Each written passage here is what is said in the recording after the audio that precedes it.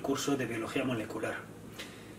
En la sesión de hoy vamos a ver un tema que es de especial relevancia y que en los cursos sucesivos pues causa el interés, ¿sí?, de manera particular de muchos de ustedes.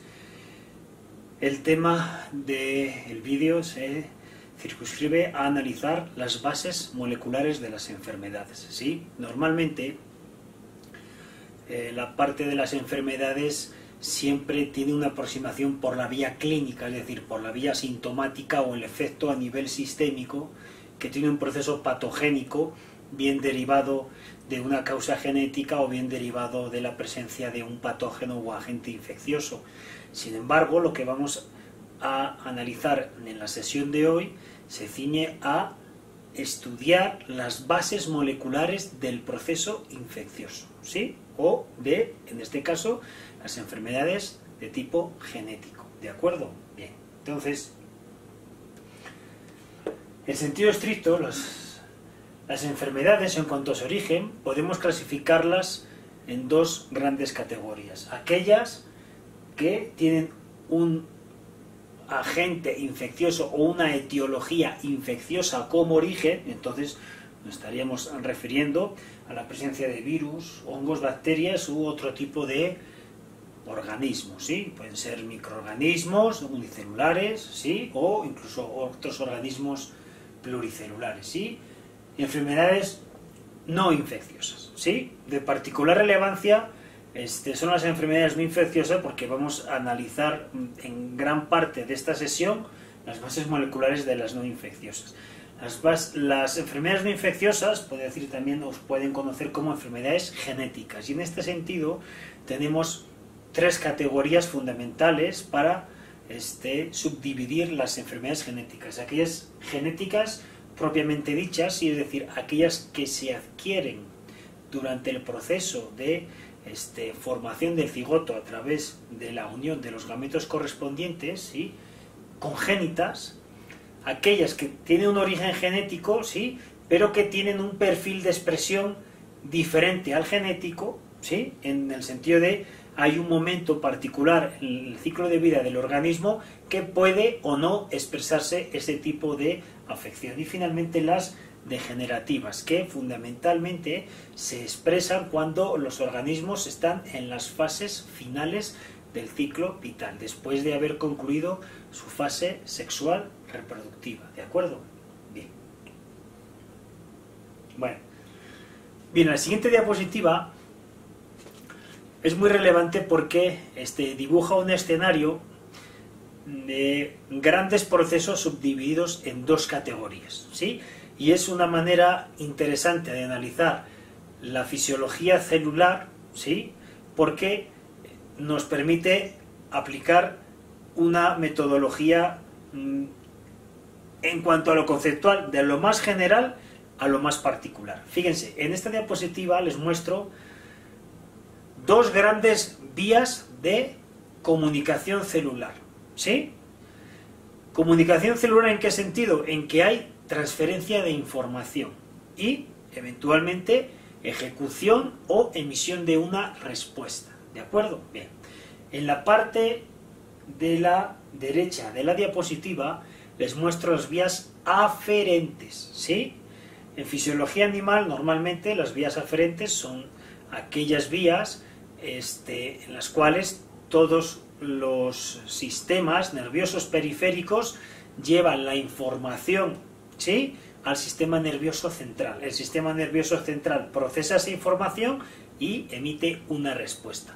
De la misma manera que en fisiología animal entendemos las vías eferentes como un elemento periférico, para las células las vías aferentes están circunscritas fundamentalmente a elementos dispuestos en la membrana, ¿sí?, dispuestos en la membrana, o receptores que son citoplasmáticos, pero que se unen a elicitores que son capaces de atravesar la membrana plasmática por sus características físico-químicas, ¿de acuerdo? Entonces, ¿qué es lo que vemos? Fíjense. Estas líneas que están representadas en negro vienen a significar las membranas plasmáticas, ¿sí?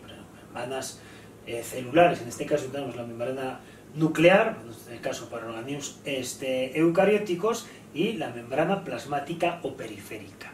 ¿Cómo se entiende una vía de percepción aferente? En este caso tenemos un receptor dispuesto en la membrana, ¿sí? Y el receptor se produce por parte de la célula con la intención de percibir una característica ambiental particular, ¿de acuerdo? En este caso, este receptor tiene una morfología particular que a su vez le permite tener un perfil de interacción con una diversa, ¿sí?, población de elicitores. Una vez que se ha unido el elicitor al receptor, esto genera un cambio de forma. Estos receptores con mucha frecuencia están asociados a otro tipo de proteínas, pero ya al interior celular. Y en este caso, esta unión posibilita que una proteína que está asociada a este receptor cambie de una forma inactiva a una forma activa.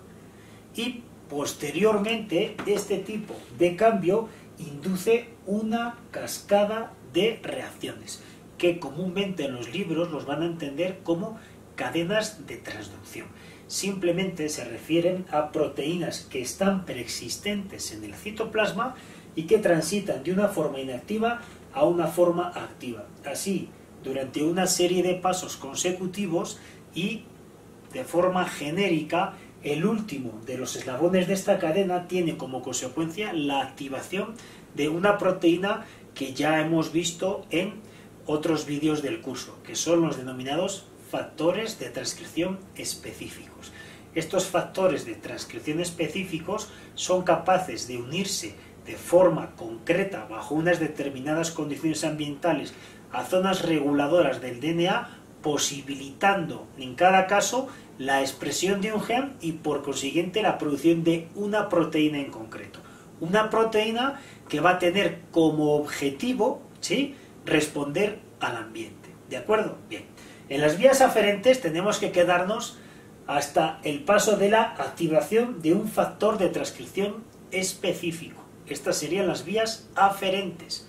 Ahora, ¿cómo podemos entender las vías eferentes o las vías de respuesta? Básicamente como una síntesis de la mayor parte de los procesos que hemos estado viendo a lo largo del curso, ¿de acuerdo? El factor de transcripción específico se une a una secuencia reguladora del gen o actúa como cofactor de otro factor de transcripción general. Ello posibilita que se transcriba el DNA generando una molécula de RNA mensajero, y esta molécula de RNA mensajero finalmente derivará en la producción de una proteína a través del proceso de traducción. Es básicamente lo que tiene aquí representado. Esta proteína, que tiene acción ejecutiva, dará respuesta al cambio ambiental que es percibido previamente por la percepción a través de la unión elicitor-receptor. ¿De acuerdo? Entonces, dos categorías bien diferenciadas, ¿sí? Vías aferentes, vías eferentes. ¿De acuerdo? Bien. Ahora, miren, en esta diapositiva, algo que les quiero dar a entender es que el establecimiento de una enfermedad, ¿sí?, desde el punto de vista molecular, se basa en un proceso de compatibilidad genética. ¿De acuerdo? De compatibilidad genética. En la diapositiva les muestro una serie de imágenes que aluden a patógenos, ¿sí?, muy comunes en la biosfera, ¿sí? Y adicionalmente les pongo una serie de organismos que potencialmente son susceptibles de enfermarse por esta presencia del patógeno. Pero no es únicamente la presencia, les hablaba de compatibilidad molecular. En la siguiente lámina lo que les muestro es un ejemplo característico de la aproximación al análisis de las bases moleculares de las enfermedades, pero en plantas, ¿sí?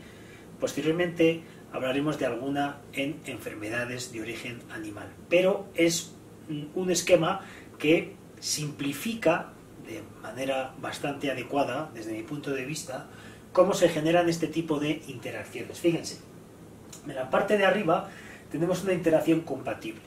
¿Cómo quiere representar esta compatibilidad? Por esta adecuación morfológica, ¿sí? Tenemos una proteína, un elicitor derivado del patógeno que es compatible con un blanco de virulencia. Cuando se genera esta compatibilidad, entonces, ¿cuál es la respuesta? La respuesta es la susceptibilidad. ¿Por qué sucede esto?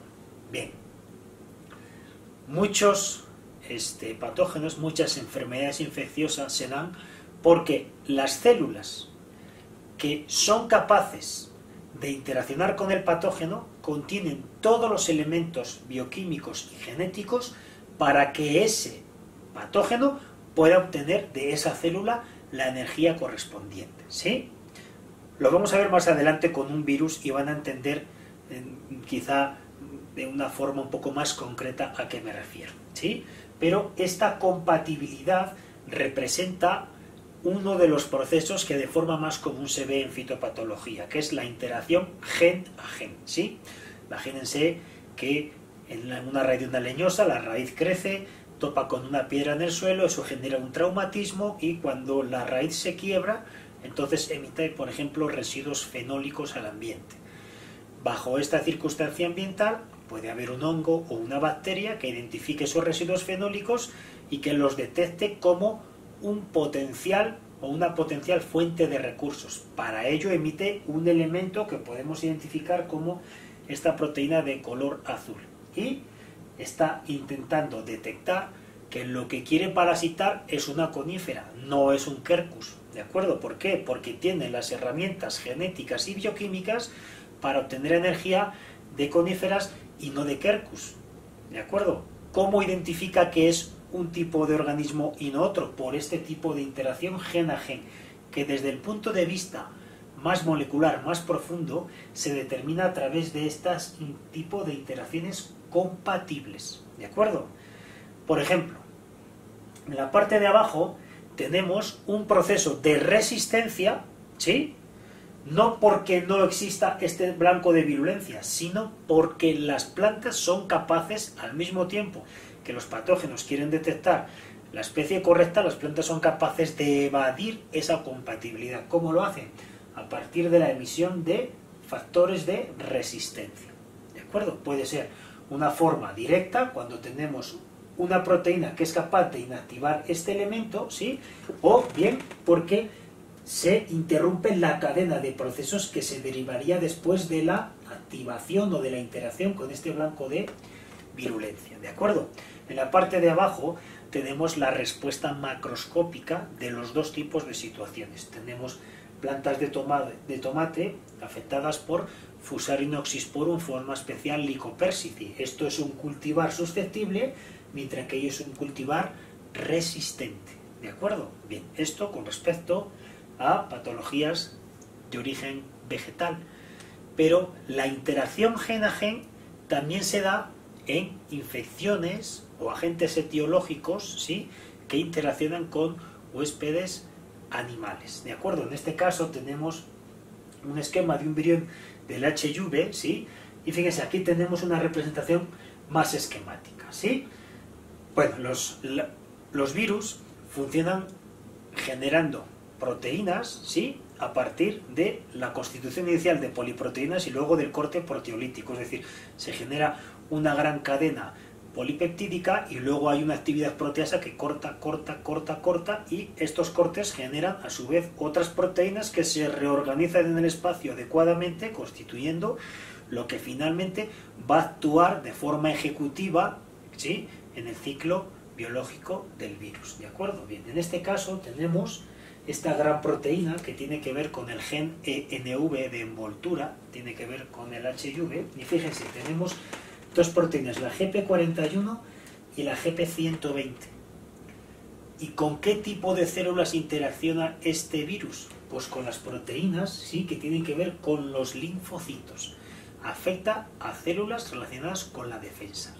¿Y qué elementos deben reconocer en la periferia de la célula? Pues varios receptores, el CXCR4, el CD4, el CCR5 y posteriormente, una vez que se interacciona con esos tres elementos proteínicos, se genera un dominio de fusión, lo cual posibilita que la membrana lipídica que rodea la nucleocápsida del virus se fusione a la membrana plasmática de la célula del T4 y por consiguiente la información pase al interior celular, ¿sí?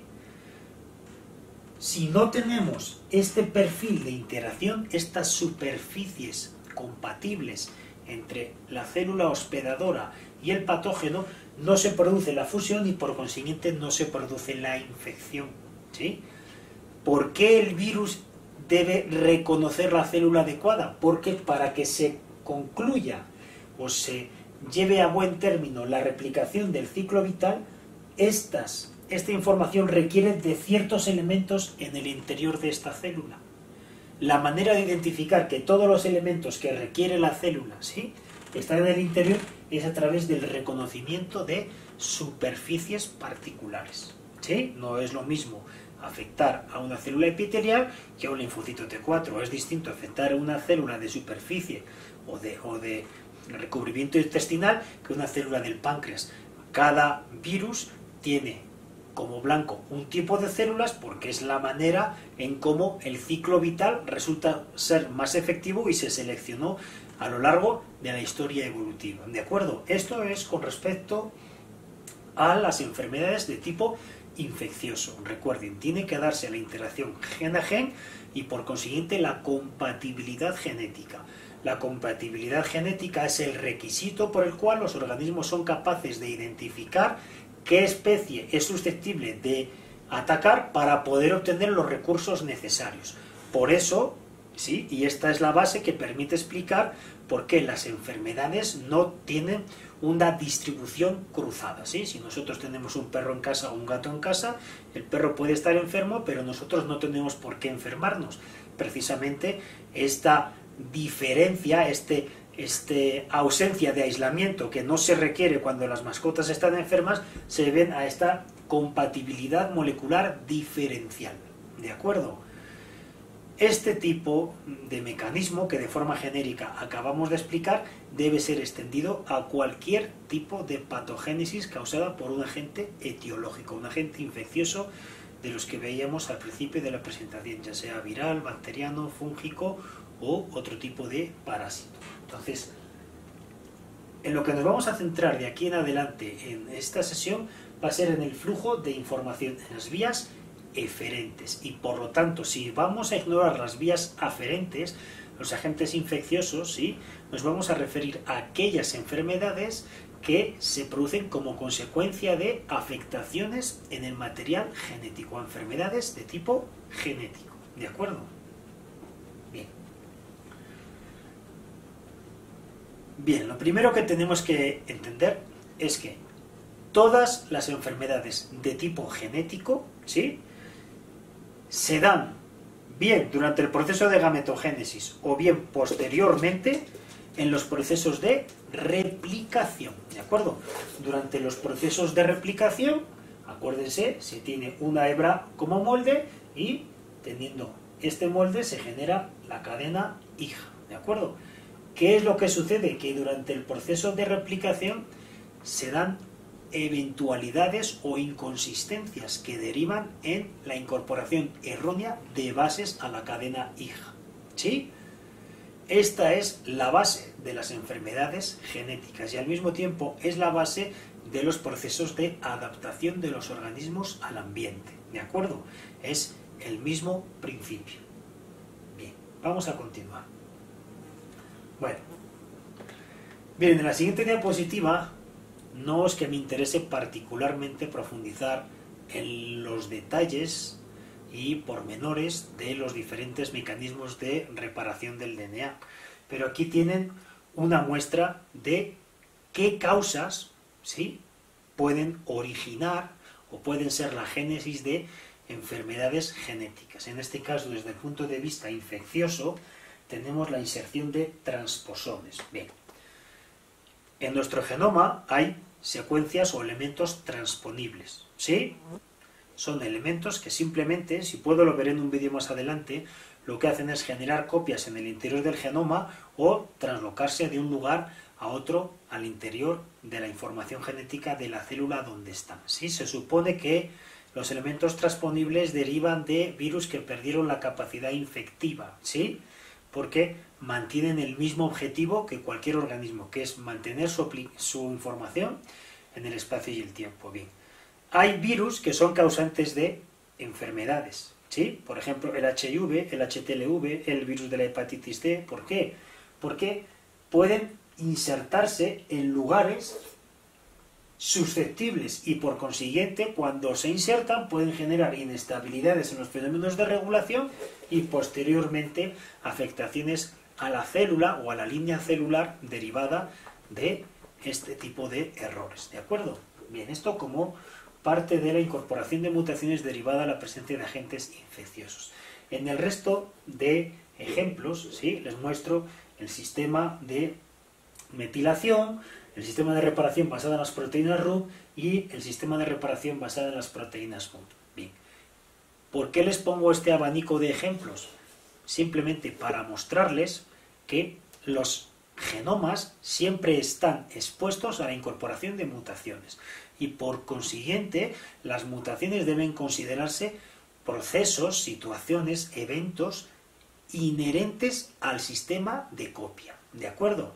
Si ustedes pudieran imaginarse cómo se desplaza la DNA polimerasa a través de la hebra, ¿sí?, incorporando desoxirribonucleótidos al 3' hidroxilo libre, pueden imaginar cómo en un aminoácido de una tirosina se ve afectado porque pasa por ahí una especie reactiva de oxígeno, entonces cambia de forma muy pequeña este campo de la tirosina y entonces eso facilita que en vez de entrar una adenina entre otra base nitrogenada, ¿de acuerdo? Este tipo de eventualidades no se pueden reparar completamente.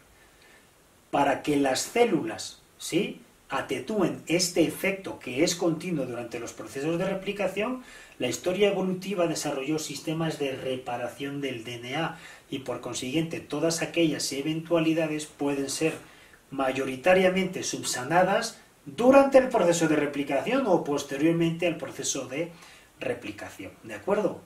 Entonces debemos quedarnos claro que las mutaciones pueden tener origen natural, por lo que les acabo de comentar, porque son inherentes al propio sistema de copia y por consiguiente hablaremos de mutaciones espontáneas, pero también se pueden generar por la presencia de diversos agentes en el medio. Son las mutaciones inducidas por presencia de agentes mutagénicos. Uno de los que más ustedes conocen es la radiación ultravioleta, ¿sí? Pero hay múltiples elementos en el ambiente que son capaces de afectar la normalidad del proceso de replicación. Bien, fíjense. En la siguiente tabla voy a hacer un resumen de las principales mutaciones, ¿de acuerdo? Bien. En el primer cuadro hablamos de delecciones, ¿sí? En este caso hablaremos de una delección cuando nos estemos refiriendo a la eliminación de una base o un grupo muy pequeño de bases, ¿de acuerdo?, de una secuencia. En este caso la parte que está resaltada en amarillo desaparece, ¿sí? Luego veremos, considerando los procesos de transcripción y de traducción, qué efecto puede tener esto. Bien, hablamos de delecciones, también hablamos de inserciones. En este caso, una inserción también puede ser puntual, puede referirse a una sola base o a un grupo muy pequeño de bases. En este caso está representado en amarillo la inserción de una adenina, ¿sí? Bien. Fíjense, el siguiente tipo de mutación es una que llamamos corrimiento de la fase de lectura, pero es una mutación que, aunque está categorizada bajo este nombre, puede entenderse aludiendo a los dos tipos de mutaciones que previamente acabamos de decir. Sí, bien por delección o bien por inserción, la cantidad original de nucleótidos en la secuencia del mensajero varía. Pero lo que nunca varía es la manera en cómo se leen los mensajeros, que se acuerdan, se leen de 3 en 3, en tripletes, ¿sí? Por consiguiente, ¿qué puede pasar si hay un corrimiento de la fase de lectura? Es decir, que se siguen leyendo de 3 en 3, pero como se incorporan o se deleccionan nucleótidos, entonces la cadena inicial, que es treonina, fenilalanina, histidina, serina, cambia. Entonces se mantiene la treonina, la fenilalanina, pero como se incorporó una timina, entonces ya tenemos que el siguiente aminoácido cambia. Y en este caso el siguiente aminoácido es un stop. Entonces, ¿qué es lo que sucede? Que la hebra de mensajero que se produce como consecuencia de una cadena mutada tiene afectada, ¿sí?, ese número de nucleótidos y por consiguiente se ve afectado los aminoácidos que se produzcan en un eventual proceso o mecanismo de traducción. ¿De acuerdo? Fíjense. ¿Qué podemos decir en cuanto a mutaciones de cambio de fase de lectura, pero que se denominan missense, o de sentido erróneo, o de sentido poco críptico? ¿Qué sucede? Que en este caso, ¿sí?, solo cambia un aminoácido, ¿sí? Cambia en este caso la A por la G, no hay ni inserción ni deleción, hay una sustitución, ¿sí? Tenemos la misma secuencia aminoácidica, mantenemos la trionina, la asparagina, todo lo que va más para allá y todo lo que está más hacia acá, pero la glutamina cambia por una arginina, ¿de acuerdo? Entonces, no se pierde completamente la estructura de la proteína, pero la cadena lateral de la glutamina no tiene exactamente las mismas condiciones fisicoquímicas que la de la arginina. Por consiguiente, cuando esa proteína se configure tridimensionalmente, va a tener algún tipo de afectación a su función. Pero, sin embargo, hay otra gran parte de la proteína que sigue funcionando como debería hacerlo. A este tipo de mutación lo denominamos mutación de sentido erróneo, ¿sí? Bien. La siguiente mutación sí es mucho más grave. Es una mutación nonsense o sin sentido, ¿sí? ¿A qué llamamos mutación nonsense? A que el efecto derivado de bien inserción, deleción o sustitución deriva en la incorporación de un codón de stop. Y es un codón de stop que está ubicado antes del codón de stop silvestre. Por consiguiente, el resultado es que la proteína resultante es más corta. Hay parte de la estructura que se pierde, por lo tanto, parte de las interacciones que desaparecen y la morfología cambia. Por consiguiente, la proteína que se resulta de este tipo de mutaciones, por lo general, no es funcional, ¿sí? Bien. Otro tipo de mutación, tenemos las mutaciones silentes. ¿Por qué las denominamos silentes? Porque el cambio nucleotídico, en este caso cambia una timina por una citosina, no afecta al aminoácido que se incorpora a la proteína naciente. Tenemos una cisteína y se sustituye por una cisteína. Aunque cambia desde el punto de vista nucleotídico, no cambia desde el punto de vista aminoácidico. Por consiguiente, se mantiene la forma, el perfil de interacción de la proteína y, lógicamente, su actividad catalítica. Como no hay cambio funcional, lo denominamos mutación silente, ¿sí? Bien. El siguiente tipo de mutación es una mutación denominada de splice site. Bien. Si se acuerdan, durante el proceso de splicing se debían reconocer nucleótidos de frontera exón-intrón, ¿sí? Y de hecho hablábamos del splicing diferencial para aludir a mecanismos que ignoraban, ¿sí?, la presencia de nucleótidos de frontera. Bien, en una mutación de splice site lo que se ve afectado son exactamente estos nucleótidos que deben ser reconocidos por el spliceosoma, ¿sí? Si estos nucleótidos cambian y ya no pueden ser reconocidos, la consecuencia va a ser que una proteína que debía eliminar una serie de intrones va a tener como consecuencia que no va a poder removerlos y por consiguiente va a generar una proteína más larga porque va a traducirse una secuencia intrónica que no debería ser traducida. ¿De acuerdo? También puede ser que este nucleótido de frontera mute y el exón se reconozca como intrón y entonces desaparezca. ¿De acuerdo?